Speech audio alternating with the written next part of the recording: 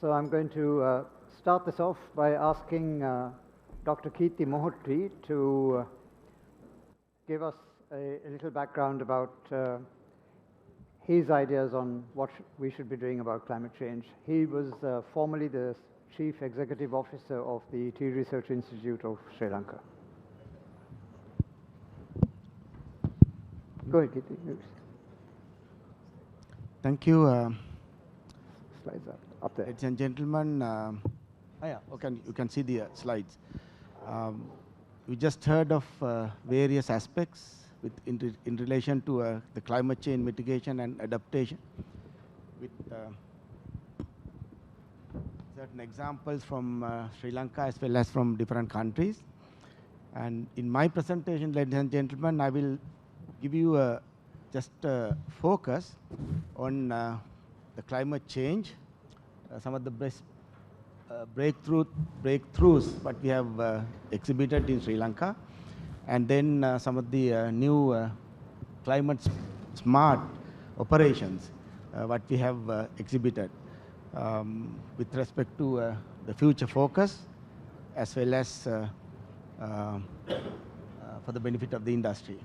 Ladies and gentlemen, this should not happen by one single group by a scientist or researcher.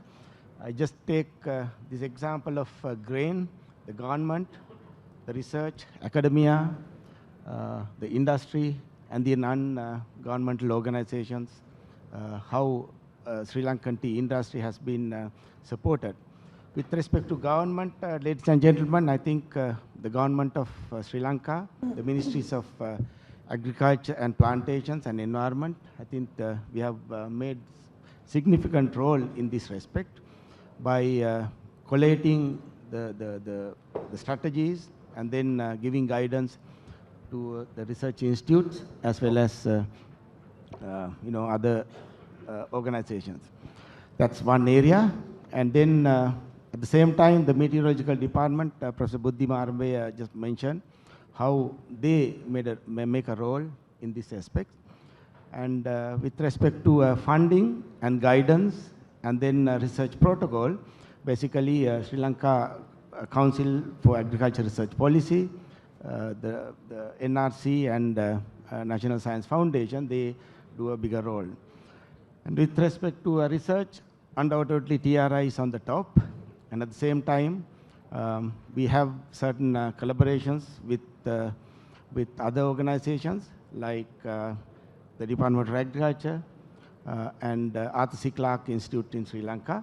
So we have demonstrated, ladies and gentlemen, some very important aspects with respect to the tea industry in Sri Lanka, but that will be duplicated in other countries as well. So one good example is the solution center established at the TRI with the help of the CTTA, and where we generate the data with respect to climate and weather so that we can make a forecast so that we can come up with exact solutions to the industry. And then we should not forget the Dilma Climate Change Center.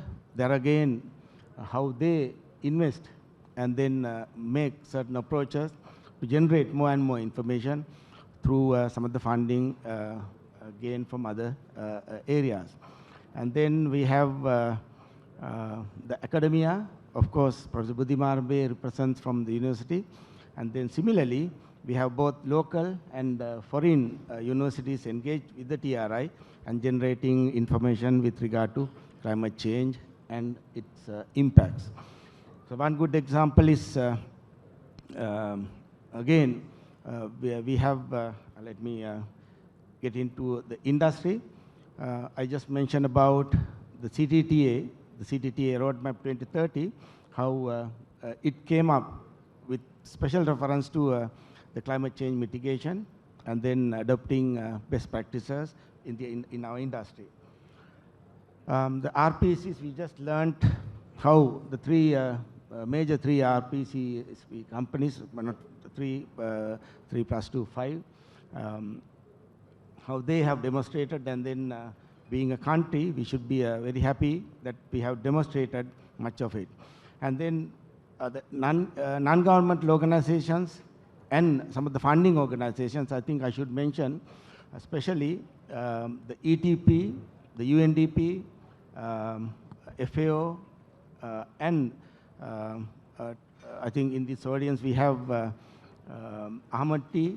The Sri Lankan tea industry is supported by Ahmad Tea UK for a project especially to study the water use efficiency in some of the cultivars in Sri Lanka, and then promoting the new aspects with respect to climate resilience cultivar. So all in all, my message, ladies and gentlemen, is to combat this climate change. It's better and it's a must that we should get together and then work in collaboration. So there are so much of things to work, not only on the impacts on quality and productivity, but also you can see some of the aspects that we need to cover. I think I'll leave it open for the discussion. Thank you. Thank you, Keerthi, very much. Up next, let's next hear from Dr. Madhuri Nanda, who is Director for South Asia of Rainforest Alliance. Just to remind you, Madhuri, please. Thank you. And my time starts. Just 5 minutes. So first, I'd like to congratulate the organizers for a wonderful event so far. Such an august panel. It's an honor to be in this panel. A lot of my speakers have actually made my job much easier. Sri Lankan tea industry, I have to admit, is already exemplifying what needs to be done. And that is already discussed in a lot of presentations already before me. Sustainability commitment of the tea industry has also been demonstrated through the certification program of Rainforest Alliance that the industry has already been a part of for more than a decade. Regenerative agriculture, this is a topic that I wanted to briefly touch upon, is already ingrained as part of our standard. And I have a slide, if you can please pass me that. Thank you. And we do understand that it's important for us to also, as an organization, look at what are the next level going further from sustainable agriculture to look at regenerative, where we look at restoring the degraded lands, which is the reason why our vision as an organization 2030 is looking at the regenerative farming practices to double down our impacts and impact data that needs to be collected as part of an organization. We also feel that it's important to look at a landscape level, because large-scale issues cannot be just addressed at a farm level, needs to go beyond farm. And at landscape level, some of our speakers already spoke about the collaborations, which are really key. Not one stakeholder alone can do the difference, and that's the reason why we need to look at different stakeholders coming together at a landscape level to address systemic issues. Briefly, as regenerative agriculture does not have a clear definition yet, this is the approach Rainforest Alliance takes towards regenerative agriculture. And of course, you would see that we are looking at not just the healthy soils, which is of course the very fundamental of restoring the land, but also needs to look at livelihoods, which is really the key important element required for a farmer to move from to transition towards regenerative farming. And for that, it's important that they are incentivized. And we do see that as the biggest bottleneck, why if we want to build the resilience of smallholder farmers especially, who are most vulnerable, and as you all know in the tea sector, smallholders, as we also heard yesterday and today, they contribute majority to the tea production in Sri Lanka. So how do we build resilience of those smallholder farmers?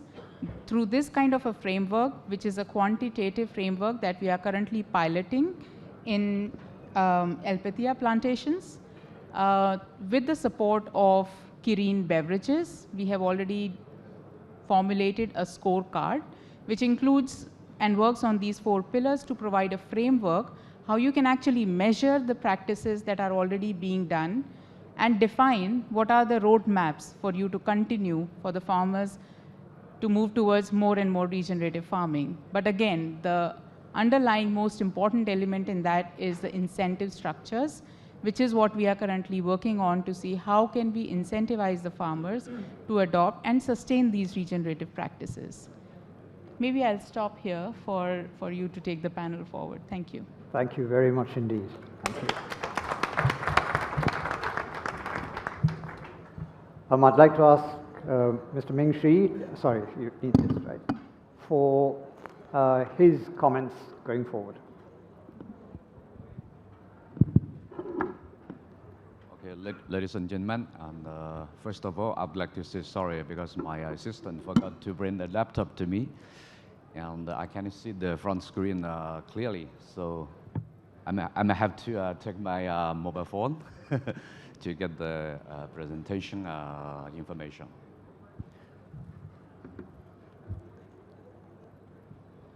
Yeah, first of all, the climate change definitely significantly impacts the Chinese tea production. So hereby, I would like to share some experiences in China.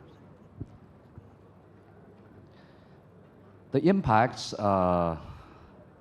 generally is as 3 aspects. First is the yield fluctuation. From 1990 to 26, more than 50% of the Chinese tea production capacity was affected by the climate change. Some of the areas, the production conduction reaching 56.3% in some specific areas. The second is that the tea quality. Climate change not only affects the tea production, but also the tea quality. For example, the warmer temperature led to a decrease in the concentration of the chemicals in the tea leaves, and which makes the quality of the tea decreases. The third is the insect incidents. The climate change also increased the possibility of the pests and the diseases. As a result of higher temperature and the increased humidity, the spread of the various pests and diseases has increased in speed and scope, so thereby affecting the yield and the quality of the tea leaves. The second big point is that the phenomena of the Chinese tea plantation moving north and expanding west.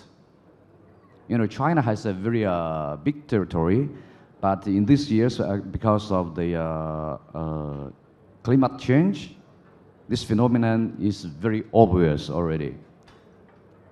First is the moving the north phenomena.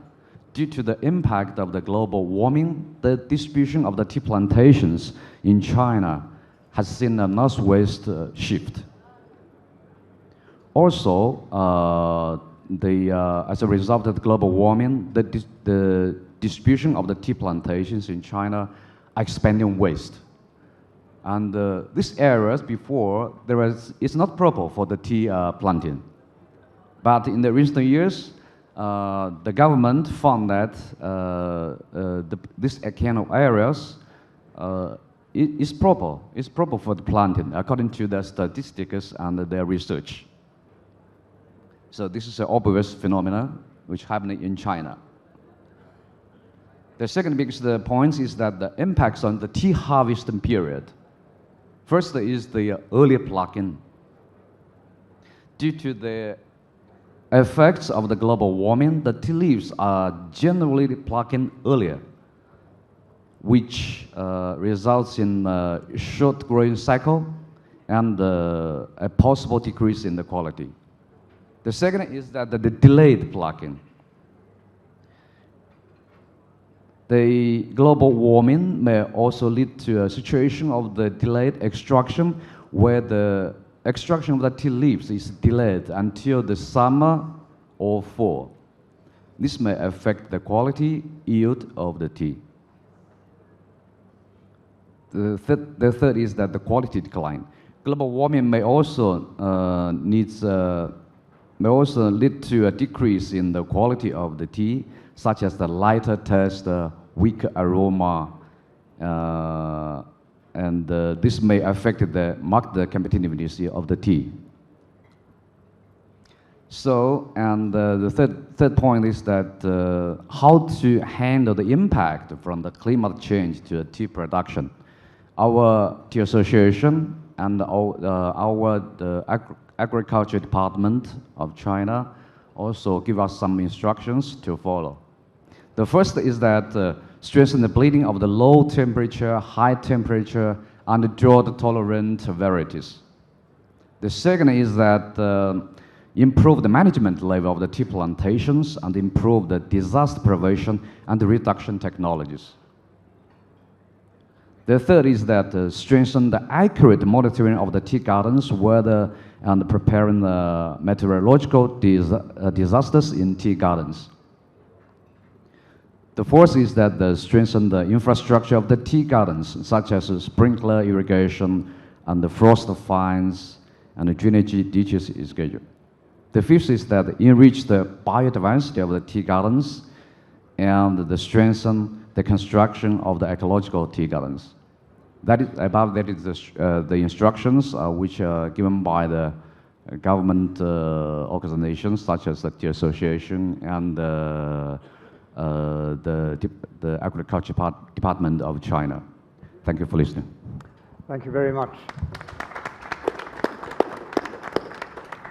I want to kick the discussion off by asking Shabnam and Sharon whether you can give us some numbers on productivity when it comes to regenerative agriculture. There's still a body of skeptics that say that it's all very good and green, but at the same time, are we going to make money?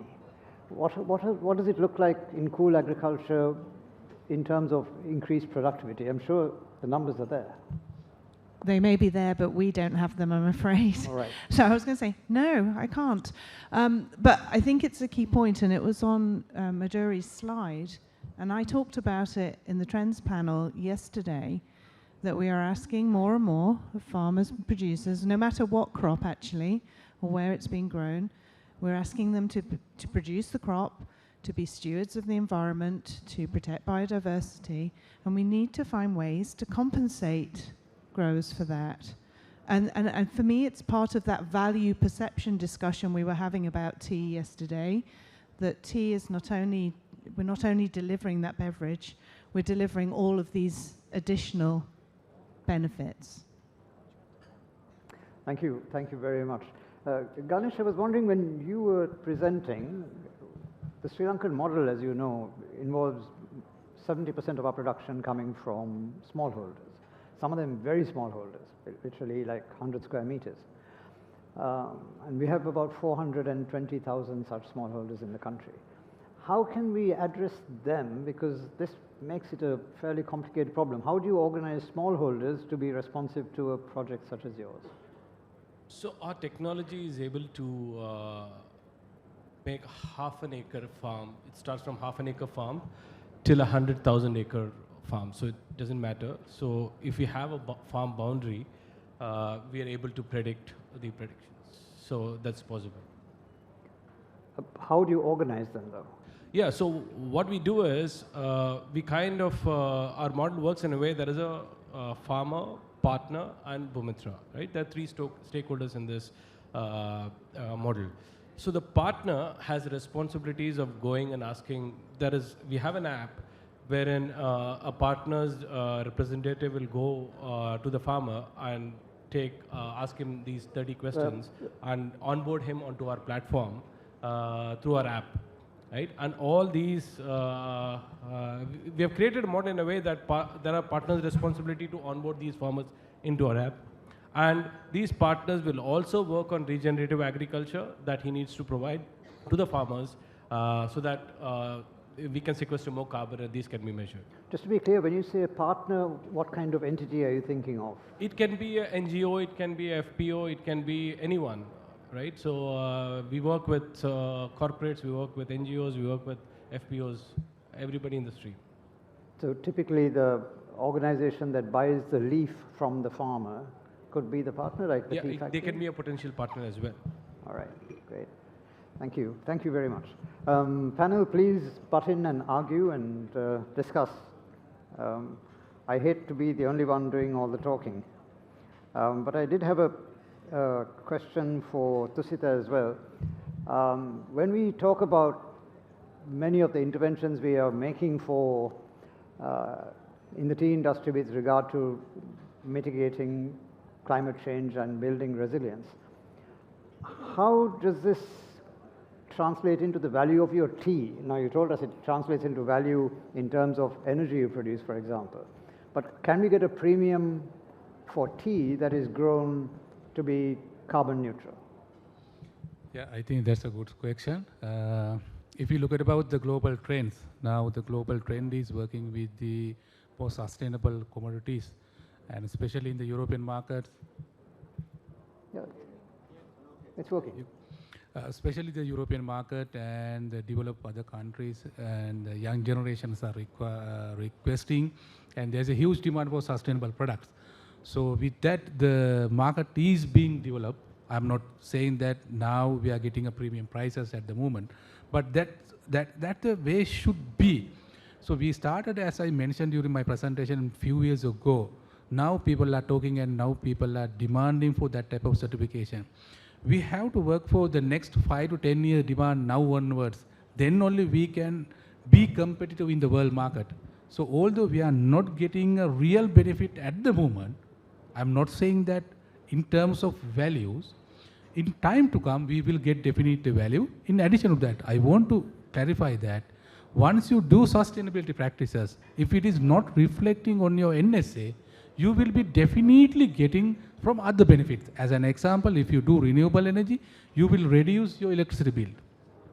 And there are so many other tangible benefits. I think I have answered for your question, otherwise I can give a detailed answer. No, in addition to that, my point is that we need to think of some way of building value, brand value into tea that's produced in this way.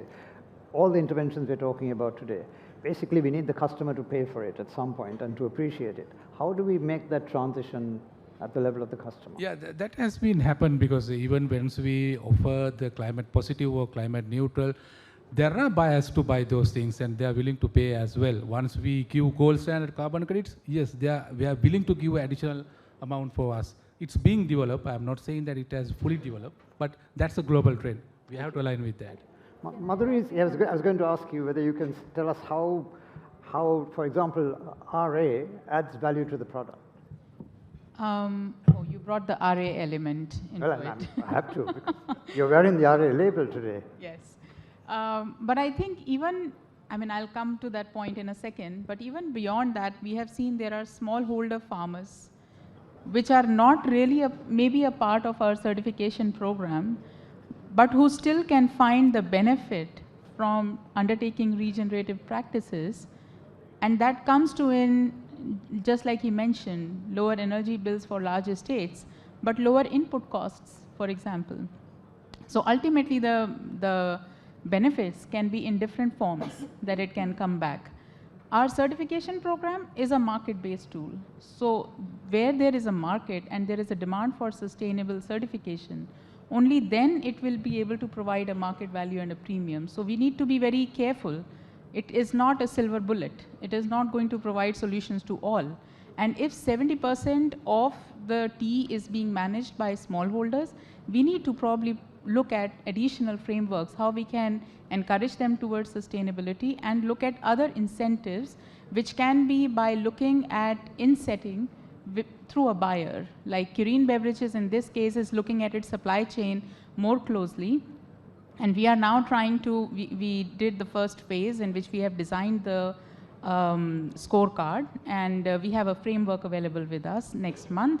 And then we need to look at the supply chains more closely and work with the buyers to see what is the incentive structure they can agree with, so that the benefits come back to the farmer for during this transition period. Thank you. Yeah, it's very edifying. I just want to get into the hard science a little bit, Biplap, and maybe Keerthi. When we look at the future of tea as climate changes, as we saw even in Assam, it's becoming much drier and warmer. We are going to need some new cultivars that are climate resilient, and these will take a long time, maybe decades to develop. And maybe this is kind of greenhouse-based development because we have to mimic or model future climates. Is this happening in the tea research field at the moment? Shall we start with Biplap and then come to Keerthi? Yes, yes. Some works have been initiated towards development of planting materials that are climate resilient, under controlled environmental conditions. They are being grown, and that work is in progress definitely. And in addition, we are also educating the small tea grower sector and the organized sector in implementation of the adapted strategies, that this is a serious thing which is going to happen. That is also in process, so that we can have a few, it takes time, definitely, as you mentioned, it takes time. Maybe 10 to 15 years it will take time, but we are in that way. Thank you. Keerthi, how's the situation in Sri Lanka? Yeah, okay. As we know, the cultivar selection from the conventional days to today, we have included climate change, climate resilient character as a priority, right? So that itself says we have given the priority for this purpose. And at the same time, as you said very correctly, the time taken is about 2 decades. So we have taken measures to cut down, minimize certain periods by introducing some of the shortcuts, including, as I was telling, getting new parameters, so that we can bring down the period. That's one area.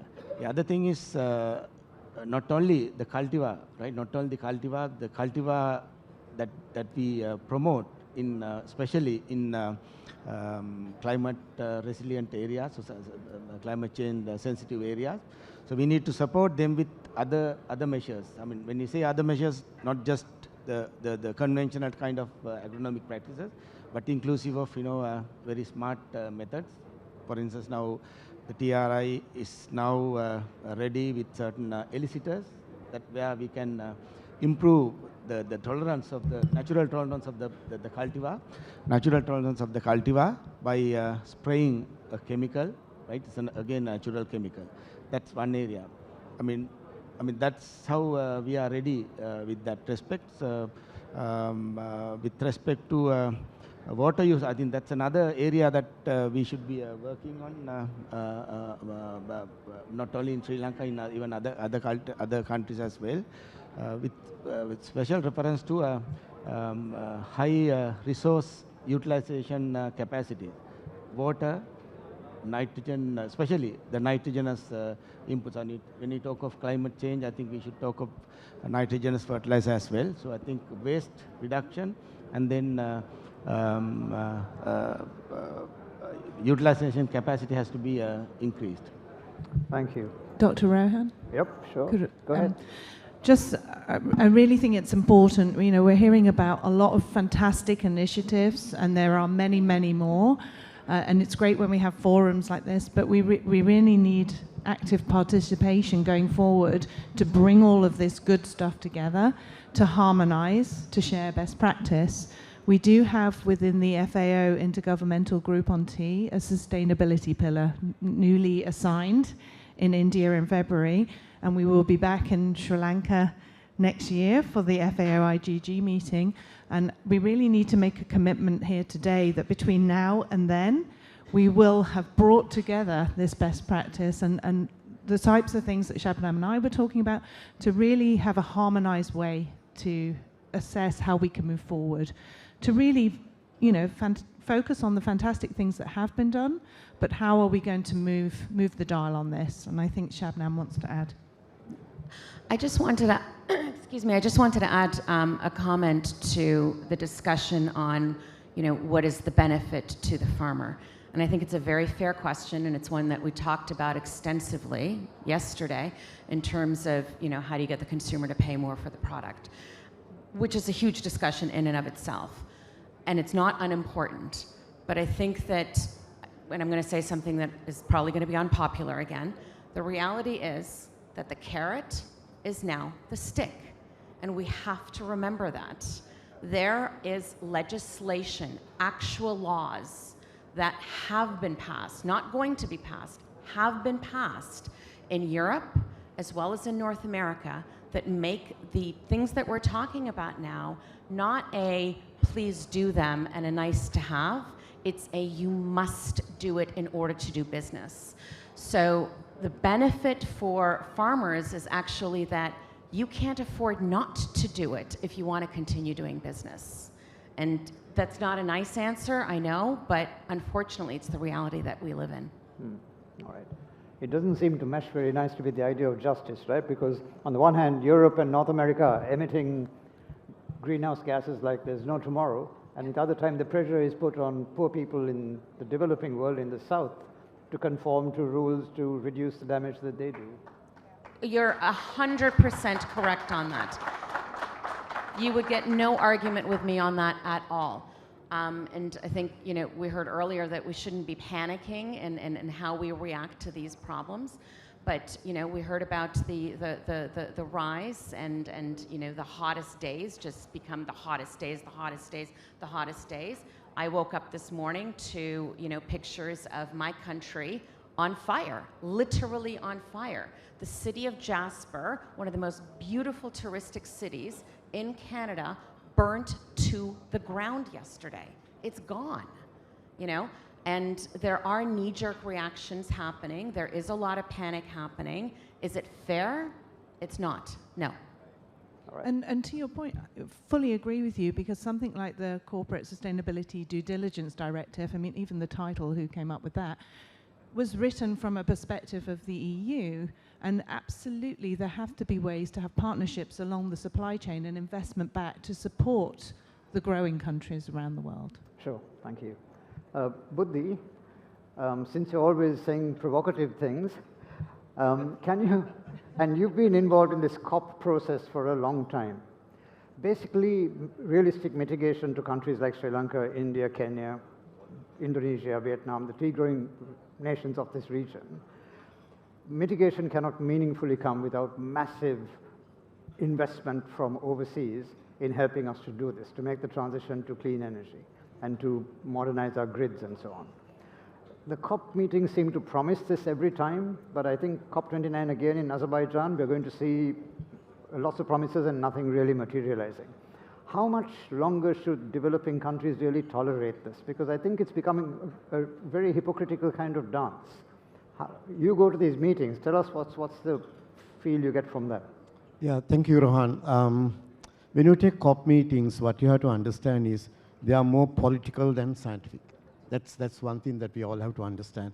So all the pledges that made by the developed country parties are in most of the cases on paper, but very, not really though, but in most of the cases, they are not get materialized. That's the unfortunate part. And when it comes to developing country parties, there are, I mean, we know about G77 and China, about 134 countries. We are mostly focused, especially when it comes to agriculture, on adaptation rather than mitigation. That fight has been there for quite a long period of time, and when you look at all the climate financing mechanisms that are there globally, they are mostly toward mitigation aspects than adaptation. But very recently we saw a move toward adaptation, but one thing, Rohan, we have to understand, in negotiation, it's not a voting process.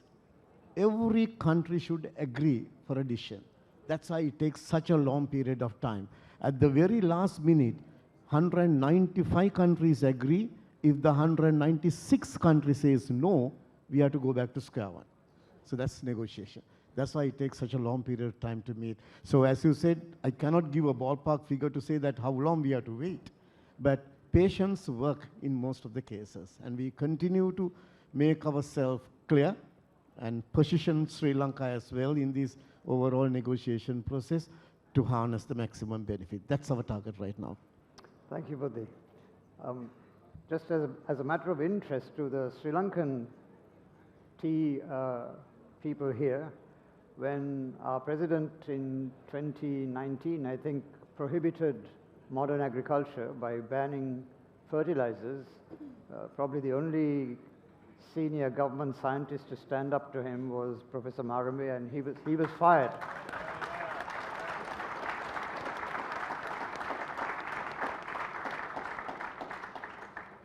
Thank you. So we've got a few questions from the audience, which I'm going to throw to the whole panel, so just butt in and answer. How does carbon footprint of tea production compare to coffee? Interesting question. Could this give an advantage to tea with consumers? Keerthi, any idea? Anyone? So, unfortunately, we don't really know the carbon footprint of tea, as you know, as this 4-year journey that Sharon and I have been on has shown. All signs, however, from what we've seen and what we've read, is that the carbon footprint of tea should be considerably better than coffee, not just coffee, but most other beverages. And as I said, you know, when we sort of started our presentation, that was this journey that we went on. Our objective is to be able to position tea as not just good for your body, but actually good for the earth and the planet. And for, you know, eco-conscious consumers to be reaching for that if they actually want to make a difference in their footprint in the world. Thank you. There's a question. Sorry, Keerthi, go ahead. To be honest with you, I think we don't have realistic data, even at FAIGG platform and the working group on climate change, the Sri Lanka, China, Kenya, and India. So we are working on that aspect as well. I think surely next year when we meet, I think we will be able to give a rough estimate next year. Yes. Thank you.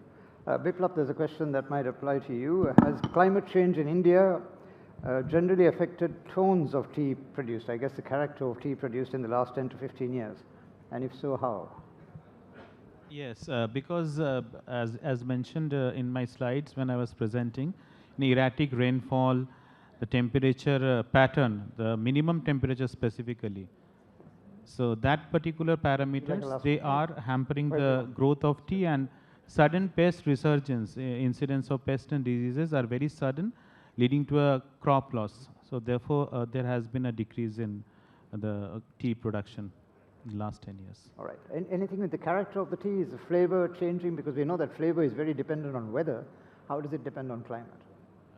No, I mean, there's no data available till now, but obviously there is a reduction of the biochemicals in tea leaves during harsh weather, harsh climate. So it's going to affect towards the negative side the quality of the tea, maybe.